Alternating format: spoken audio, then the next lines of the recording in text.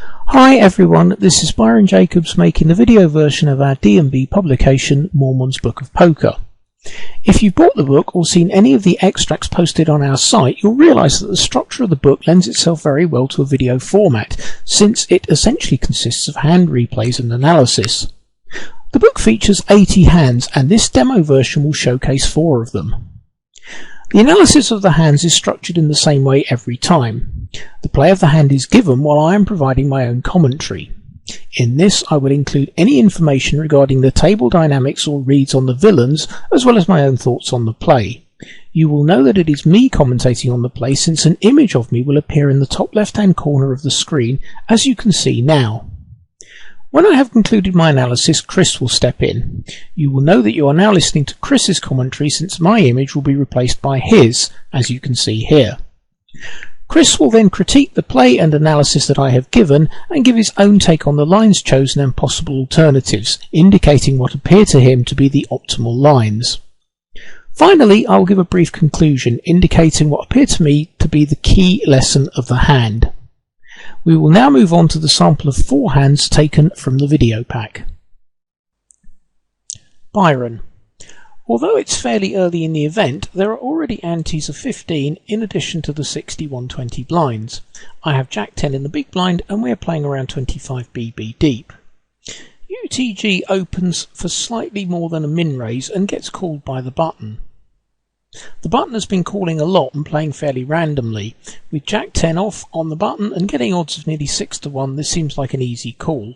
With odds this good, I'm tempted to call fairly wide, but concentrating on hands that have decent high card strength, suitedness or connectedness. So, I'd call with King 4 suited but would fold King 4 off, as in fact I did in more or less the exact situation on another hand in the event. As this type of hand suffers badly from reverse implied odds, I'd call with hands like 9-6 suited, 10-8 off, Ace-2 suited and maybe even 7-6 off. The flop of 6 Jack 5 with 2 clubs gives me top pair.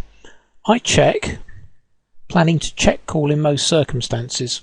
I don't know if leading out for about half pot is a decent option, as it would be nice to take down the pot at once, since the 6 of clubs 5 of clubs combo means that a number of turn cards can make the board ugly. The initial raiser also checks, as does the button. The turn brings the 3 of spades, and I lead out for a little over half pot, with a 550 bet into a 915 pot. UTG folds, but the random playing button calls. I would consider his range for this call to be 6x, 5x, open-ended straight draws, flush draws and maybe a gut shot, e.g. 9-8, since he plays pretty loose. I doubt he has Jack X, as he'd most likely have bet the flop, especially after the pre-flop raiser checked. The river brings the 9 of hearts and I decide to check, planning to check call. Although the river looks pretty much a blank, I can't envisage a normal half-pot bet being called by a worse hand. I think my best chance is to check, representing a busted draw or total bluff on the turn. He might then bluff himself with a busted draw, since this would look as if it had a good chance of success. He actually makes a moderate bet of 720, and I call and get shown 9-6, which wins, having spiked 2 pair on the river. I think he missed a little value on the river here, as I would certainly have called a half pot bet and maybe slightly more. Chris. In this hand I would expect the opener to have a very strong range when opening off this stack from this position, unless he had been playing particularly crazily, and your Jack 10 off would be a little too weak to profitably defend against him in a heads up pot. However, with the presence of the button, who seems to be playing fishy, and the better odds you now have, I would be very happy to call when closing the action. A lead on this flop would be a disaster with this hand. If you lead the flop for half pot and UTG jams, you will be getting a very good price on a call, but you will be behind his range, which will consist of overpairs, better Jack X and big flush draws. Having the Jack of clubs blocks some of these flush draws, which makes it even more likely that you would be in a bad spot by calling off. Also, if UTG was to fold and the button was to call, you would be in a very tough spot with a marginal hand out of position for the remainder of the hand, unless you were to improve. I totally agree with your flop check and turn lead, and would expect you to have the best hand here almost always. Once UTG folds to your turn lead and the button calls, I think you have ranged your opponent very accurately here, and I agree that it will be hard to get too much value from him on the river. For that reason, I favour a river check, especially when villain is unable to get maximum value from a disguised 2-pair on the river. One alternative to check calling the river, which I think I prefer, would be to bet small and call a raise. On this river you almost always have the best hand, but villain often has some weak showdown value, as well as a bunch of missed straight and flush draws. By betting around a quarter of the pot on the river, you are giving him incredible 4-to-1 odds on a call, which you will find hard to pass up with any pair on the flop, or even ace high. These hands would most likely check behind and take a free showdown if you check to them on the river, but here you are winning 500 extra chips from him. Also, there is the chance that with over 2,100 chips behind, villain will sense weakness and try to bluff you off your holding. This would probably result in your losing your whole stack rather than the 720 chips that you did lose on the river, but given your opponent's holding of 9-6 suited, given that your opponent's holding of 9-6 suited is an incredibly rare hand that beats you here, and we should not be results oriented in these kind of spots, but rather look at the bigger picture of what he will do with his entire range when facing this bet. Even though I would almost never bluff in this spot against this type of opponent with my sizing on the river, I am not concerned with being balanced against a weaker player. I care much more about maximising my EV by gaining extra value with my bets or encouraging him to make a dumb bluff. Conclusion. The river play on this hand is a further example of where having more or less the right idea doesn't necessarily lead to the right play. Having labelled the villain as somewhat loose and fishy, the check-call line seems obvious. However, as Chris indicates, this misses value from the slightly unusual line of making a small river bet. We are now playing 5-handed a little later in the event. I have a stack of about 32 BB in the cut-off and open to 2.5 BB with Queen 9 off. I'd usually open fairly wide in this situation in general, but here the small blind has a tiny stack and should be looking to get it all in with any kind of semi-decent holding. Therefore I'd probably err on the side of folding hands like 10-8 off or 7-6 suited, which I might otherwise open, since, essentially, I'm trying to steal the blinds. With the small blind being so short, I'm much more likely to get called, which I don't want when I have a marginal hand. I'm okay opening with Queen 9 off, since this has decent high card strength and should do fine against the fairly wide range that the small blind might shove, especially taking into account the dead money, assuming that everybody else folds. Play is folded round to the big blind, who now calls. He has me slightly covered, and so I'd expect him to call with a fairly wide range, especially since my open is also likely to be wide.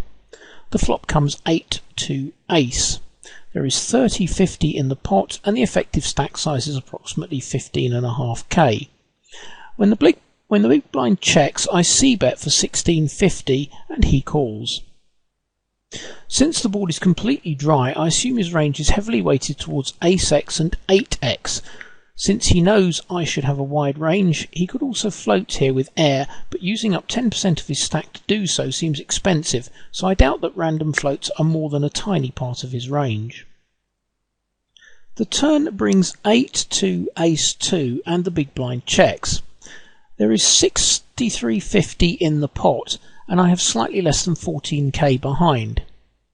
I decide to check, essentially giving up the pot. If stacks were deeper, I'd be tempted to fire again, when there would be a good chance to get him off 8x. Also, his outs are now reduced since the deuce has paired, and he can no longer beat ace-x by making 2 pair. If he were very tight, I might also get him off a weak ace-x hand, such as ace-4, since a moderate turn bet also threatens a sizable bet or push on the river. However, the stack sizes seem wrong for this course of action, and since the turn card is a total blank, I only represent ace-x. The river brings 8 to ace-2-2, and I fold to his 2500 bet. Chris, I'd like to know why you raced to 2.5 BB pre-flop. rather than your usual min-raise at this blind level. I would try to keep my raise sizes the same from each position unless the stack sizes or blind level dictated otherwise. On the flop you can size your continuation bet a little smaller because the board is dry and the stacks aren't overly deep. Villain will continue with pretty much the same range, except it will contain a few more floats from hands such as King High. However, you can make this situation more profitable by barrelling the turn more often.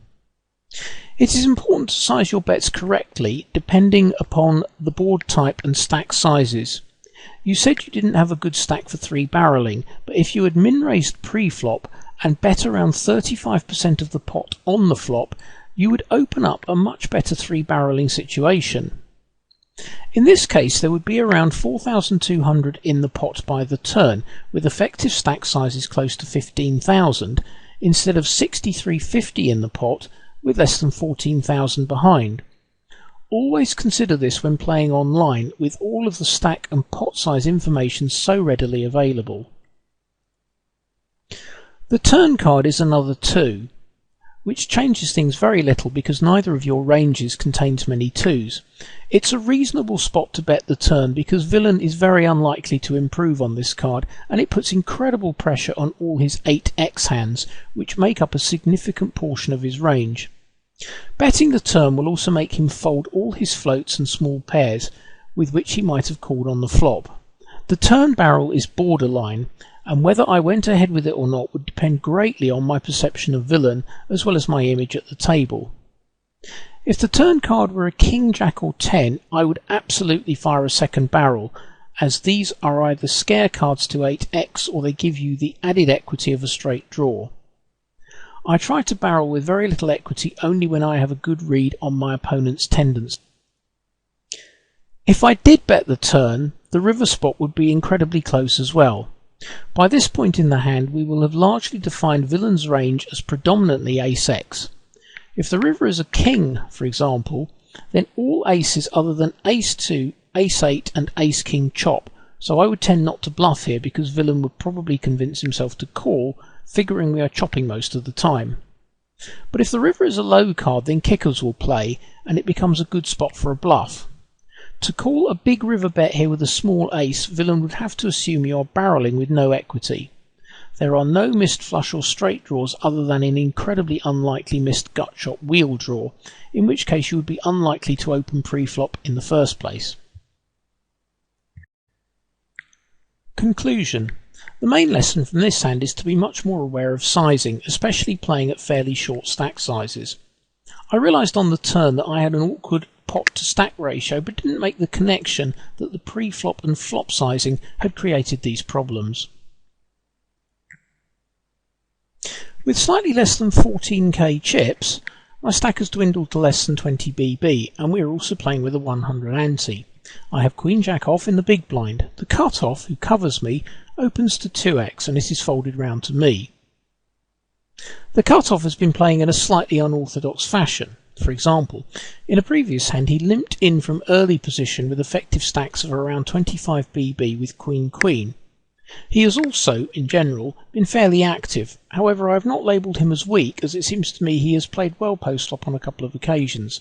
Getting odds of better than 4 to 1, I call with the Queen Jack off. Although I'm quite sure, I'd still be inclined to call here with speculative hands such as 7-6 suited. The reason is that post-flop there will be 4,100 in the pot, and if the cut-off makes a normal half-pot c-bet, I will have decent fold equity for a shove since I still have 13k. This means that if I flop a decent draw, I can maximise my equity, since a semi-bluff shove will still generate fold equity. If I was shorter with, say, 9k, I'd be less inclined to play marginal drawing hands, since it would be much less likely that a check shove on the flop would continue to generate fold equity. I don't like the idea of shoving the flop with a marginal hand, since I think my stack is a little too big. The flop brings King, King, Jack, and I check. Slightly surprisingly, the cut-off also checks. I wouldn't expect him to check if he had hit the flop, so I think his range is geared towards hands such as ace-x and maybe middle to low pairs. Essentially we're playing a way ahead, way behind situation with this flop, although the 2 clubs makes it slightly more volatile. It is also possible that he is slow playing with a very strong hand. The turn brings King, King, Jack 2. I can't really see much value in betting here, since my hand is not one that can generate 2 streets of value. If I bet around half pot, I can't foresee a good result. If he folds, I was way ahead anyway and missed the chance to induce a bluff, whereas if I get called, I won't know what to do on the river, since I won't be happy playing for my stack. I therefore decide to check, planning to check call, but he once again checks behind. I now think I am ahead virtually always. The river brings King, King, Jack 2, 10.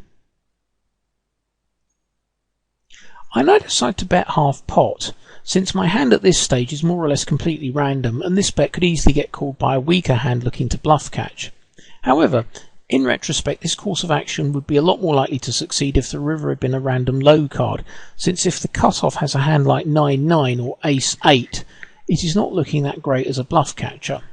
Almost the only holdings I have a chance to get value from are Ace-10 and Queen-10.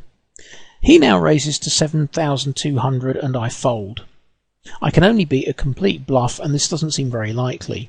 I assume he has either slow played a monster or had Ace-Queen and completed the gut shot on the river. Chris. This spot is very close between defending and re-jamming before the flop.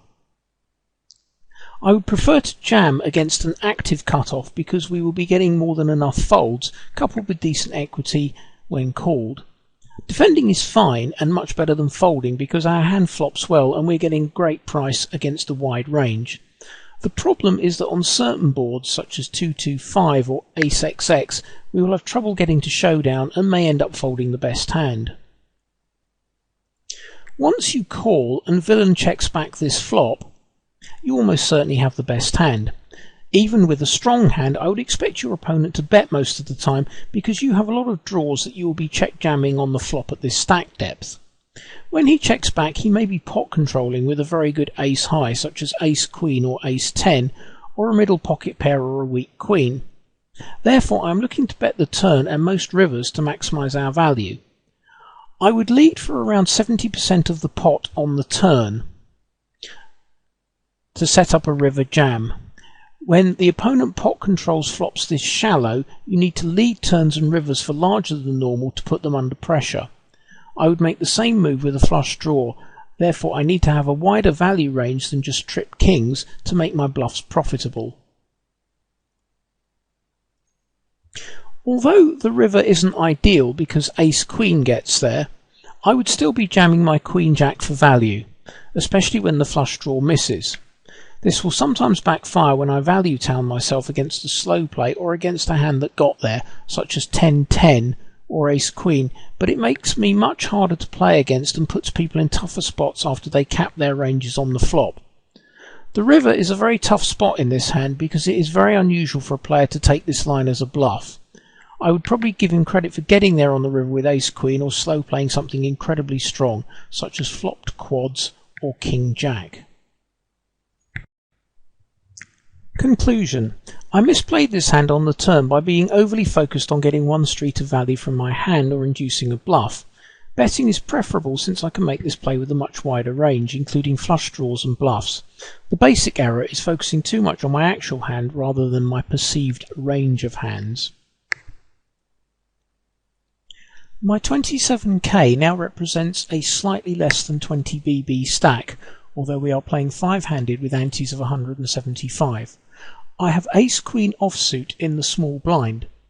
The hijack, who is UTG since we are now playing 5-handed, opens for 2900, slightly more than 2x. The cutoff now more or less min raises to 4400. These two players have the largest stacks at the table with the cutoff slightly covering the hijack. It is folded round to me. Calling seems ridiculous since I need to put in over 15% of my stack, do not close the betting, and even if I do hit my hand on the flop, I won't be sure if I have the best hand. The only choices are shoving or folding. After some thought, I decide to fold, although I don't really know if this is a good decision or not. It seems very dependent upon how the cutoff plays. If he had folded, I would, of course, have had no hesitation in shoving over the hijack's open, since Ace-Queen off should be in good shape against his range. I have two thoughts here. The hijack is the only player at the table who can seriously hurt the cutoff. If the cutoff's min raise is based on genuine strength, then ace-queen off is probably a fold, since his range is unlikely to be much wider than ace-jack suited plus, ace-queen plus and 8-8 plus. Against this range, ace-queen is clearly in pretty bad shape, even accounting for a decent amount of dead money in the pot. Secondly, the cutoff might be exploiting the stack sizes to make a move on the hijack. Although the min raise won't win the pot immediately, he'll create a good opportunity to get heads up with the hijack post flop in a situation where, if the hijack misses the flop, he'll almost always take down the pot at once. He might shy away from this play if any other player at the table was desperately short stacked and therefore likely to push wide, but none of us are. He could therefore have a wider range than the fairly tight one identified above. If this is the case, I am missing a substantial EV play by folding ace-queen. I don't have any reads, and since this is a lowish buy-in event, I decide to fold. It feels a bit odd to fold a hand as strong as ace-queen off at less than 20 BB, playing five-handed in a turbo structure, but if I assign a 75% probability to the cutoff playing as in scenario 1 identified earlier, and 25% to scenario 2, then overall this feels like it's probably a fold. But it still does feel a bit nitty. In the hand, the hijack calls the min raise, but then folds to a c-bet on a low card flop of 3-6-8. Chris: this is a unique situation, hence it is really tough to know the right play. I strongly agree that you have only two options, which are to fold or shove, and you can make a strong case for either one. First, I'll discuss why shoving may be best. The original opener was UTG, but since this is a five-handed game, this is effectively the hijack position, so his range isn't going to be tight. Also, the hijack is second in chips with over 25 BB, so he needn't be too careful about raise folding if someone plays back at him. Remember that as the chip leader, the re-raiser will naturally be looking to apply pressure at this stage, especially on a stack he covers that will have to play the remainder of the hand out of position. The cutoff can put huge pressure on the hijack since it is getting near the final table and there are three stacks of under 20 BB at the table, which the hijack will likely outlast, moving up the pay scale, if he plays sensibly and doesn't lose a big pot. Therefore, the hijack has a strong incentive to play fit or fold post-flop, i.e. to be overly cautious.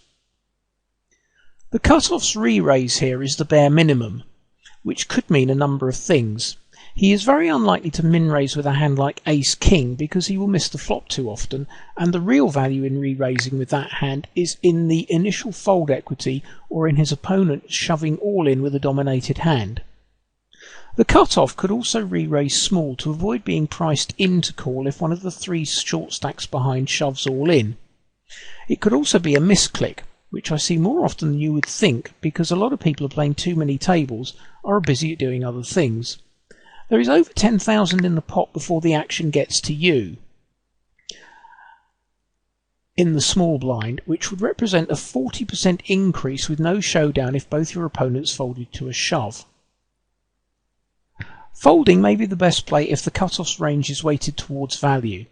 He is very unlikely to have aces, especially since you have a blocker to this hand, but even if he is on the weaker side of his value range with something like tens or jacks, you are still a slight underdog to double up, and you risk busting out in 5th place with two short stacks still in the tournament who could easily have busted before you. With the odds the cutoff is getting once you shove all in, he is unlikely to make a hero fold, which is a drawback if you make this play. The initial raiser could also wake up with Jack-Jack plus or Ace-King, which would have you in very bad shape. I would lean towards shoving, just because you should have reasonable equity if called, and you should have a ton of fold equity against two wide ranges in a pot that would change the dynamics of the situation greatly. If you shove and gain two folds, you are effectively the new chip leader, and you can really start to bully the table and take advantage of your stack. Conclusion. This hand again shows the importance of being aware of all of the table dynamics. I was only really considering if my hand might be a value shove against the ranges of the hijack and the cutoff. However, Although I understand that being the chip leader is very powerful, it didn't occur to me that a shove met by 2 folds would place me in this excellent situation, and thus the equity of the shove is improved by the particular table dynamics.